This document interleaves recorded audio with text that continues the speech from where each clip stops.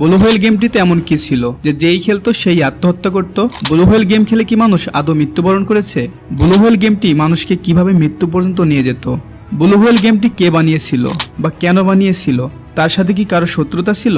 এখনো কি এই ব্লু হোয়েল গেমের অস্তিত্ব আছে? তো আজকের ভিডিওতে আপনাদের মাথায় ঘুরপাক খাওয়া এই সমস্ত প্রশ্নের উত্তর দিব। তো চলুন ভিডিওটি শুরু করা যাক। ব্লু হোয়েল সোশ্যাল মিডিয়া ভিত্তিক একটি ডিপ ওয়েব গেম ছিল। যেসব কম বয়সী ছেলে মেয়ে একাকিত্ব ভোগ করে তারাই সাধারণত এতে আসক্ত হয়ে পড়তেন। ব্লু হোয়েল গেমে ঢোকা যায় কিন্তু বের হওয়া যায় না। জানা যায় ব্লু হোয়েল গেমটি 50টি ধাপ রয়েছে। 50টি ধাপ 50 দিনে অতিক্রম করতে হয়। প্রথম দিকের ধাপগুলোতে সহজ কিছু থাকে। এর প্রতিটি ধাপ একাধিক কিউরেটর দ্বারা চালিত হয়। কিউরেটরদের নির্দেশ মতো গেমের এক একটি ধাপ অতিক্রম করতে হয়। গেমটির বিভিন্ন ধাপে ঝুঁকিপূর্ণ চ্যালেঞ্জ রয়েছে।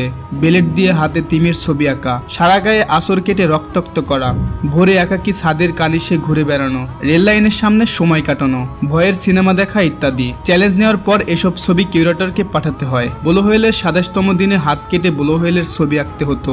একবার এই গেম খেললে কিউরেটরের সব নির্দেশ মেনে চলতে হয়। গেমের নিয়ম অনুযায়ী সব ধাপ পার হওয়ার পর 50তম চ্যালেঞ্জ হলো আত্মহত্যা। এই চ্যালেঞ্জ নিলে গেমের সমাপ্তি। কিন্তু প্রশ্ন হলো কিভাবে একটি গেম খেললে মানুষের মৃত্যু হতে পারে? স্বাভাবিকভাবে ব্লু হোয়েলের অর্থ নীলতিমি। সাধারণত নীলতিমির মৃত্যুর আগে সাগরের তীরে উঠে আসে আত্মহত্যা করতে। আর এই গেম যারা খেলেন তারা মৃত্যু পাই ডাঙ্গায় উঠে আসেন নিজের জীবন শেষ করতে। মৃত্যুর বিষয়টি মাথায় রেখে গেমের নাম রাখা হয়েছে ব্লু হোয়েল বা নীলতিমি। এই ব্লু হোয়েল গেমটিতে ব্যবহার করা হয়েছে চমৎকার গ্রাফিক্স। ব্যাকগ্রাউন্ড মিউজিকে ব্যবহার করা হয়েছে ভীষণ করুণ ও আবেগী সুর। গেমের মিউজিক শুনলেই শরীরে রক্ত হিম হয়ে যাবে। ব্লু হোয়েল গেমটিতে 50টি লেভেল রয়েছে। গেম ইনস্টলকারীদের বাধ্য করা হয় সবগুলো স্তর খেলার জন্য। রাশিয়ায় শুরু হলেও এই গেমের প্রভাব পড়েছিল এশিয়ার অনেক দেশে।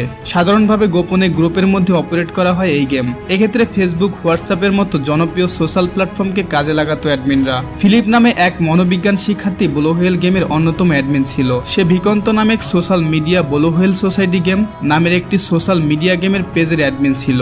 এই গেমে প্রতিযোগীদের মোট 50টি আত্মনির্যাতনমূলক ট্যাক্স কমপ্লিট করতে হতো। ভয়ঙ্কর ছিল সেই সমস্ত ট্যাক্স। সেগুলোর মধ্যে কয়েকটি ছিল মোটামুটি নিরীহ, যেমন মাঝরাত্রে ঘুম থেকে উঠে ভূতের সিনেমা দেখা। কিন্তু গেমের লেভেল যত এগোতো তত কঠিন এবং ভয়ঙ্কর হতে থাকতো ট্যাক্সগুলি। একটি ট্যাক্সে প্রতিযোগীকে নিজের শরীরে 50টি ইনজেকশন সুচ ফুটিয়ে সেই ছবি পোস্ট করতে হতো গেমিং পেজে। আর একবারে শেষে অর্থাৎ 50তম ট্যাক্সটিতে প্রতিযোগীকে নিজের প্রাণ হরণ করতে হতো। আসলে ফিলিপ কেন এমন গেম বানিয়েছিল? সে বলে এই চ্যালেঞ্জে যারা শিকার তারা এই সমাজে বেঁচে থাকার যোগ্য নয়। তাদের মৃত্যুর মুখে ঠেলে দিয়ে আমি এই সমাজকে একটি সুন্দর সমাজ তৈরি করব। যেসব কিশোর কিশোরী ব্লু হোয়েল গেমে আসক্ত হয়ে পড়তো তারা সাধারণভাবে নিজেদের সবসময় লুকিয়ে রাখতো। স্বাভাবিক আচরণ তাদের মধ্যে দেখা যেত না। দিনের বেশিরভাগ সময় তারা কাটিয়ে দিত সোশ্যাল মিডিয়ায়, থাকতো চুপচাপ, কখনো আবার আলাপ জমাতো অপরিচিত ব্যক্তির সঙ্গে। গভীর রাত পর্যন্ত ছাদে ঘুরে বেড়াতে দেখা যেত তাদেরকে। একটা সময়ের পর নিজের শরীরে ক্ষতবিক্ষত করে তুলতে থাকে তারা। এরপর শেষ পর্যায়ে 50তম লেভেলে এসে তারা তাদের নিজেদের জীবনকে শেষ করে দেওয়ার জন্য প্রস্তুত হতো। আর এভাবেই হতো অনেকের মৃত্যু। বর্তমানে এই গেমটি আর কোথাও খুঁজে পাওয়া যাবে না, কারণ এই গেমটি একেবারে ব্যান করে দেওয়া হয়েছে। তো বন্ধুরা, আজকের ভিডিওটি এই পর্যন্তই। আপনি যদি এমন রহস্যময় রোমাঞ্চকর ভিডিও দেখতে পছন্দ করেন তাহলে অবশ্যই আমাদের চ্যানেলটি সাবস্ক্রাইব করে আমাদের পাশেই থাকবেন। ভালো থাকবেন, সুস্থ থাকবেন সেই কামনা করি।